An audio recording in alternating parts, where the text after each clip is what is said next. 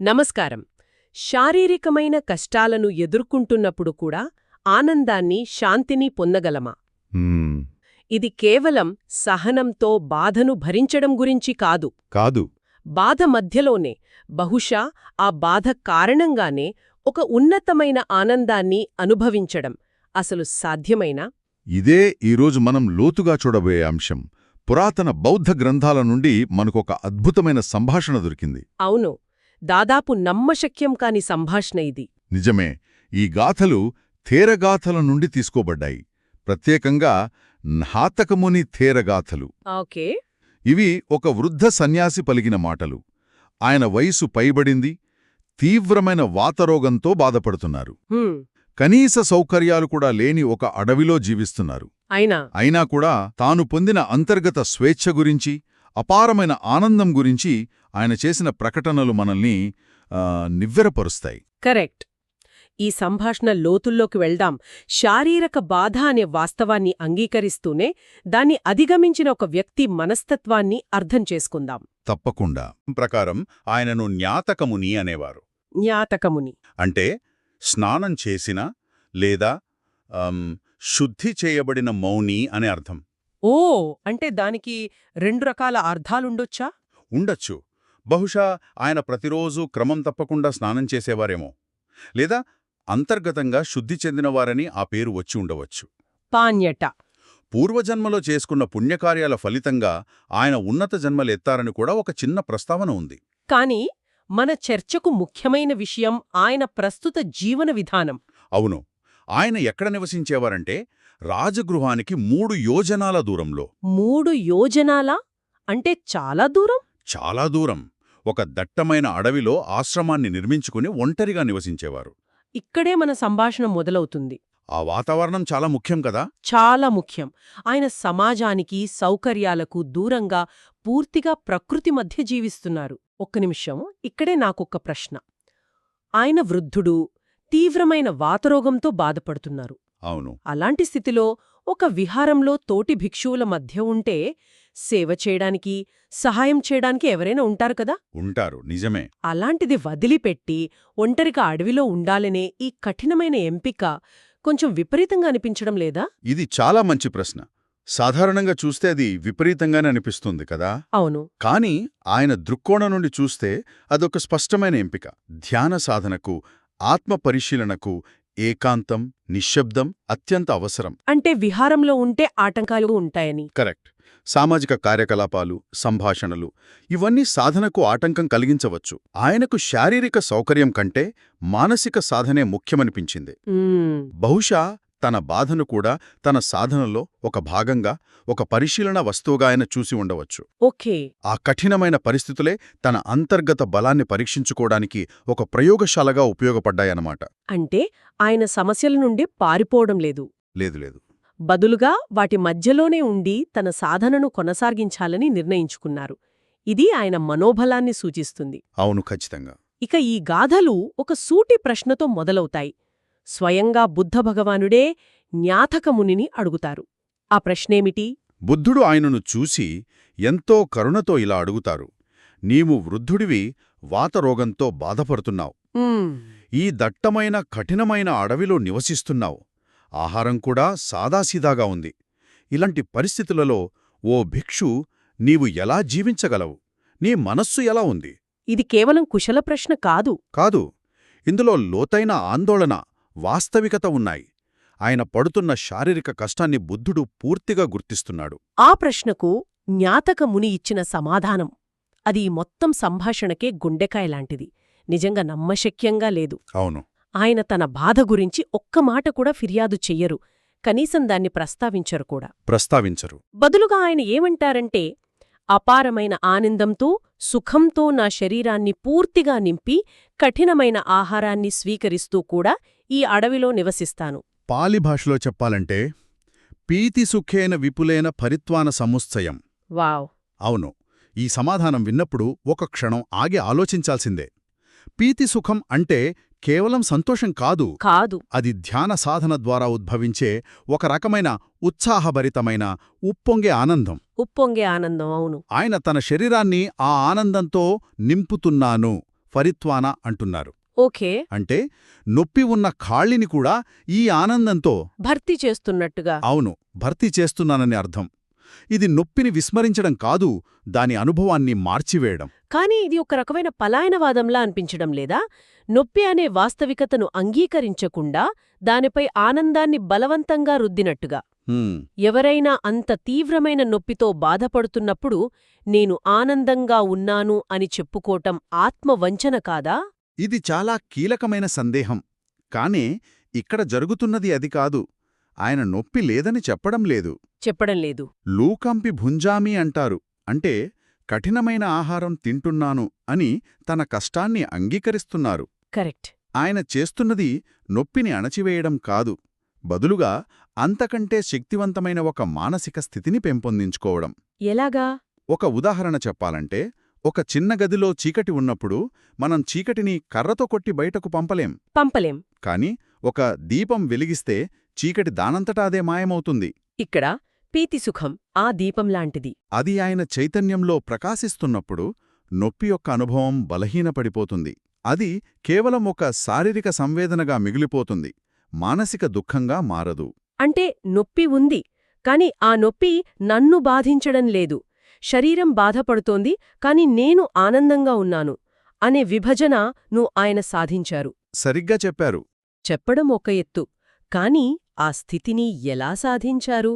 కేవలం నేను ఆనందంగా ఉంటాను అనుకుంటే సరిపోదు కదా, దాని వెలుక ఒక పద్ధతి ఉండి తీరాలి. ఖచ్చితంగా. ఆయన అక్కడితో ఆగలేదు. ఆ తర్వాత గాథలలో తాను ఈ అసాధారణ స్థితిని ఎలా సాధించారో వివరిస్తారు. ఓకే. ఇది ఏదో అద్భుతంగా జరిగిన విషయం కాదని, ఒక క్రమపద్ధతిలో చేసిన సాధన యొక్క ఫలితమని స్పష్టం చేస్తారు. ఆయన 7 బోధికారకాలు. సత్తబోజ్జంగే. అవును.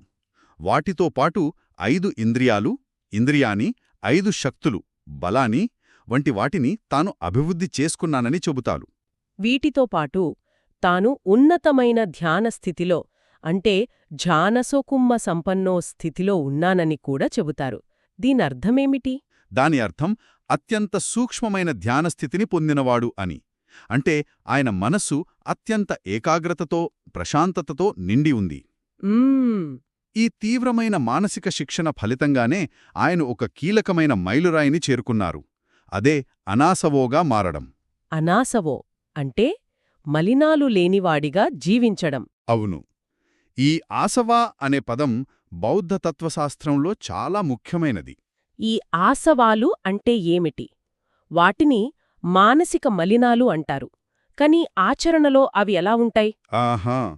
ఈ ఆసవాలు మనసులో చాలా లోతుగా, అపస్మారక స్థాయిలో పాతుకుపోయిన అలవాట్లు, ప్రవృత్తుల్లాంటివి. ఒక అద్దం మీద పేరుకుపోయిన మురికిలాగా. అవును, సరిగ్గా అలాంటివే. అవి మన వాస్తవికతను చూసే విధానాన్ని వక్రీకరిస్తాయి. ముఖ్యంగా కామాసవ అంటే ఇంద్రియ సుఖాల పట్ల తృష్ణ. ఓకే. భవాసవ అంటే ఉనికి పట్ల, పునర్జన్మ పట్ల ఆసక్తి. ఇంకా అవిజాసవ అంటే అజ్ఞానం. ఈ 3 ప్రధానమైనవి. అవును. కోపం, అసూయ, భయం వంటి మనల్ని బాధపెట్టే భావోద్వేగాలన్నిటికీ ఇవే మూల కారణాలు. ఈ ఆసవాలను తుడిచివేయడమే విముక్తి మార్గంలో అతిపెద్ద విజయం. తరువాతి గాథలలో ఈ మలినాలు లేని స్థితిని ఆయన ఇంకా వివరిస్తారు. క్లేశాల నుండి పూర్తిగా విముక్తి పొందాను, నా మనసు శుభ్రంగా కలవరపడకుండా ఉంది అని. పాలీలో విప్పమొత్తం కిలేసేహి శుద్ధచిత్తం అనావిలం. ఇక్కడ అనావిలం అనే పదం నాకు చాలా నచ్చింది. ఏమాత్రం కల్లోలం లేని, అడుగువరకు స్పష్టంగా కనిపించే స్వచ్ఛమైన నీటిలాంటి మనస్సు. కరెక్ట్. అంతటితో ఆగకుండా ఆయన ఒక నిశ్చయమైన, తిరుగులేని ప్రకటన చేస్తారు. అది వింటుంటేనే రోమాలో నిక్కబొడుచుకుంటాయి. ఏంటది? నాలో అంతర్గతంగా, బాహ్యంగా ఉన్న మలినాలన్నీ పూర్తిగా నశించిపోయాయి. అవి మళ్లీ పుట్టవు. పాలిలో సబ్బే అశేష ఉచ్చిన్న నాచ ఉప్పజ్జరే పున. ఇక్కడ ఉచ్చిన్న అంటే కేవలం కొట్టివేయబడటం కాదు, వేళ్లతో సహా పెకిలించివేయబడ్డాయి అని అర్థం. ఆ మాట వింటుంటేనే ఆశ్చర్యంగా ఉంది. మళ్లీ పుట్టవు అనడంలో ఎంతటి నిశ్చయత్వముందో కదా. అవును. అంటే అది తాత్కాలికంగా కోపాన్ని అణచుకోవడం లాంటిది కాదు, అసలు కోపం పుట్టడానికి కారణమైన వేరునే పెకిలించివేయడం లాంటిది. అదే. ఆ మలినాలు తాత్కాలికంగా అణిచివేయబడలేదని, శాశ్వతంగా నిర్మూలించబడ్డాయని ఆయన స్పష్టం చేస్తున్నారు. అందుకే ఆయన శరీరం నొప్పితో బాధపడుతున్నా మనస్సు మాత్రం పూర్తి స్వేచ్ఛతో, ప్రశాంతతతో, ఆనందంతో ఉండగలుగుతోంది. ఎందుకంటే ఈ బాధను మానసిక దుఃఖంగా మార్చే యంత్రాంగమే ఆయనలో నశించిపోయింది. సరిగ్గా చెప్పారు. దీన్ని బట్టి మనమేం అర్థం చేసుకోవచ్చు? మొదట శారీరక బాధ, దానిపై మానసిక ఆనందం. ఆ ఆనందానికి కారణం ధ్యాన సాధన, క్రమబద్ధమైన సాధన. ఆ సాధన ఫలితంగా మానసిక మలినాల పూర్తి నిర్మూలన. ఈ క్రమం చాలా స్పష్టంగా ఒక శాస్త్రీయ ప్రక్రియలా కనిపిస్తోంది. అవును. ఇక చివరి గాథ ఆయన సాక్షాత్కారం యొక్క శిఖరాగ్రంలా అనిపిస్తోంది. అవును. ఆ చివరి గాథలో ఆయన తన అనుభవం యొక్క తాత్విక సారాంశాన్ని వివరిస్తారు. పంచస్కంధాలు పూర్తిగా తెలుసుకోబడ్డాయి, అవి వేర్లు లేకుండా నిలబడి ఉన్నాయి. పంచఖందా పరిజ్ఞాత తిఠంతి చిన్న మూలక. పంచస్కంధాల గురించి మనకు తెలుసు. రూపం, వేదన, సంజ్ఞ, సంస్కారం, విజ్ఞానం. ఈ ఐదింటి కలయికనే మనం నేను అనుకుంటాం. కాని ఇక్కడ వేర్లు లేకుండా నిలబడి ఉన్నాయి అనే ప్రయోగం చాలా శక్తివంతంగా ఉంది. అంటే ఏంటి? ఈ పంచస్కంధాలను గట్టిగా పట్టుకుంటాం. ఇది నా శరీరం, ఇవి నా భావాలు, ఇవి నా ఆలోచనలు అని. వాటితో మమేకమవుతాం. అవును. ఈ నేను, నాది అనే భావనే దుఃఖానికి మూల వేరు. జ్ఞాతకముని ఆ వేరునే పెకిలించివేశారు. ఓకే. పంచస్కంధాలు తెలుసుకోబడ్డాయి అంటే వాటి నిజ స్వభావాన్ని, అంటే అవి అశాశ్వతమైనవి, నిరంతరం మారేవే అని ఆయన ప్రత్యక్షంగా అనుభవపూర్వకంగా గ్రహించారు. అంటే ఒక నదిలోని నీటి ప్రవాహంలాగా ఈ స్కంధాలు నిరంతరం మారుతూ ఉండే ప్రక్రియలని ఆయన చూశారన్నమాట. ఖచ్చితంగా. అలా చూసినప్పుడు వాటిని పట్టుకోవడానికి ఒక నేను అనే కేంద్రం మిగలదు. అప్పుడవి వేరులు లేకుండా నిలబడతాయి. అంటే అజ్ఞానం, తృష్ణ అనే వేరులు లేకుండా అవి కేవలం సహజ ప్రక్రియలుగా కొనసాగుతాయి. ఉదాహరణకు, వాతరోగం వల్ల కలిగే నొప్పి అనేది వేదనాస్కందంలో ఒక భాగం. దానికి నా నొప్పి అనే ముద్ర వేయనప్పుడు అది కేవలం ఒక శారీరక సంవేదనగా మిగిలిపోతుంది, కాని మానసిక క్షోభగా మారదు. నేను అనే కథానాయకుడు లేనప్పుడు దుఃఖం అనే నాటకమే ఉండదు. సరిగ్గా అదే. అందుకే ఆయన చివరగా నేను దుఃఖం యొక్క ముగింపును చేరుకున్నాను, ఇకపై పునర్జన్మ లేదు అని ఎంతో ధైర్యంగా, నిశ్చయంగా ప్రకటిస్తారు. దుఃఖక్కయో అనుపత్తో నత్తిదాని పునఃభవో. ఇది నిర్వాణాన్ని సాధించిన వ్యక్తి చేసే అంతిమ ప్రకటన. బుద్ధుడు అడిగిన ఆచరణాత్మకమైన ప్రశ్నకు, ఈ బాధతో ఎలా జీవిస్తున్నావు అన్న ప్రశ్నకు ఇది అంతిమ తాత్విక సమాధానం. అవును. నేను కేవలం ఈ బాధను సహించడం లేదు, నేను దుఃఖం పుట్టే ప్రక్రియనే అంతం చేశాను. అందుకే ఈ స్థితిలో కూడా ఆనందంగా ఉన్నాను అని ఆయన సంపూర్ణంగా వివరిస్తున్నారు. మొత్తం మీద బాహ్య పరిస్థితులు ఎంత ప్రతికూలంగా ఉన్నా అంతర్గత స్థితిని ఎంత ఉన్నతంగా మార్చుకోవచ్చో చెప్పడానికి ఇదొక శక్తివంతమైన ఉదాహరణ. నిజమే. ఇది మన శారీరక స్థితికి, మన మానసిక శ్రేయస్సుకు మధ్య ఉన్న సంబంధం గురించి మనని లోతుగా ఆలోచింపజేస్తుంది. అవును. మనం తరచుగా మన సంతోషాన్ని బాహ్య పరిస్థితులపై ఆధారపరుస్తాం. ఆరోగ్యం, డబ్బు, సంబంధాలు ఇవన్నీ బాగుంటేనే సంతోషంగా ఉంటామని అనుకుంటాం. కాని ఇక్కడ ఆ సమీకరణం పూర్తిగా తలక్రిందులవుతోంది. నిజమే. ఇది మనకు విక్టర్ ఫ్రాంకిల్ అనే మనోవైజ్ఞానికుడిని గుర్తు చేస్తుంది. ఓ అవును. ఆయన నాజీ కాన్సంట్రేషన్ క్యాంపులో అన్ని రకాల బాహ్య స్వేచ్ఛలను కోల్పోయారు. చుట్టూ మరణం, అమానవీయత. అయినా ఆయన ఒకటి గ్రహించారు. నా బాహ్య పరిస్థితులను ఎవరైనా నియంత్రించవచ్చు, కాని ఆ పరిస్థితులకు ఎలా స్పందించాలి అనే నా అంతర్గత వైఖరిని ఎంచుకునే స్వేచ్ఛను నా నుండి ఎవనూ తీసివేయలేరు అని. అహాతొక్కుముని చేస్తున్నది కూడా అదే. అదే. ఆయన తన రోగాన్ని నయం చేసుకోలేకపోయి ఉండవచ్చు, కాని దానివల్ల కలిగే మానసిక దుఃఖాన్ని పూర్తిగా అధిగమించారు. అది చాలా కీలకమైన వ్యత్యాసం. అంటే సమస్యను పరిష్కరించడం ఒక మార్గమైతే, సమస్య పట్ల మన వైఖరిని మార్చుకోవడం ద్వారా దాన్ని అధిగమించడం మరో మార్గం. అవును. హన్హాతకముని రెండో మార్గాన్ని ఎంచుకుని అందులో సంపూర్ణ విజయం సాధించారు. ఆయన దృష్టి సమస్యపై లేదు, దాన్ని ఎదుర్కొనే తన అంతర్గత సామర్థ్యంపై, తన సాధనపై ఉంది. ఆ దృష్టిమార్పే ఆయనకు అంతటి విజయాన్నిచ్చింది. అవును.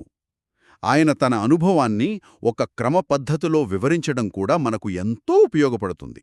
ఇది ఒక పటం లాంటిది. మొదట పీతి సుఖాన్ని పెంపొందించుకోవడం, దానికి ఆధారంగా ధ్యాన సాధన, దాని ఫలితంగా క్లేశాలను నాశనం చేయడం, చివరగా పంచస్కంధాల యథార్థ జ్ఞానంతో నేను అనే భ్రమను తొలగించుకోవడం. ప్రతి అడుగు తార్కికంగా అనుభవపూర్వకంగా వివరించబడింది. అవును. ఇది ఎవరికైనా ఆచరణీయమైన మార్గాన్ని సూచిస్తుంది. ఈ సంభాషణ తర్వాత మన శ్రోతలకు ఒక ఆలోచనను వదిలివెళ్దాం. తప్పకుండా. మూలగ్రంథంలో జ్ఞాతకముని గురించి అభిన్నహం పచ్చవేఖ్యంతో అనే ఒక మాట ఉంది. అంటే నిరంతరం తనను తాను పరిశీలిస్తూ ధ్యానిస్తూ అని. అవును. ఆయన తన స్థితిని, తన మనస్సును నిరంతరం ఒక సాక్షిలా గమనిస్తూ ఉండేవారు. మన జీవితంలో చిన్న పెద్ద సమస్యలు ఎదురైనప్పుడు మన దృష్టి మొత్తం ఆ సమస్యపైనే కేంద్రీకృతమవుతుంది. నిజమే. దాని గురించే పదే పదే ఆలోచిస్తూ ఆందోళన చెందుతాం. అలా కాకుండా జ్ఞాతకమునిలా మన దృష్టిని సమస్య నుండి మన అంతర్గత వనరుల వైపు, మన మానసిక స్థితి వైపు మళ్లించడం ఎలా ఉంటుంది? ఒక సమస్యకు మనం స్పందించే తీరును నిరంతరం గమనించడం ప్రారంభిస్తే కాలక్రమేణా అది మనలో దేనిని పెంపొందిస్తుంది? మనకు, మన సమస్యకు మధ్య ఒక దూరాన్ని సృష్టించగలదా?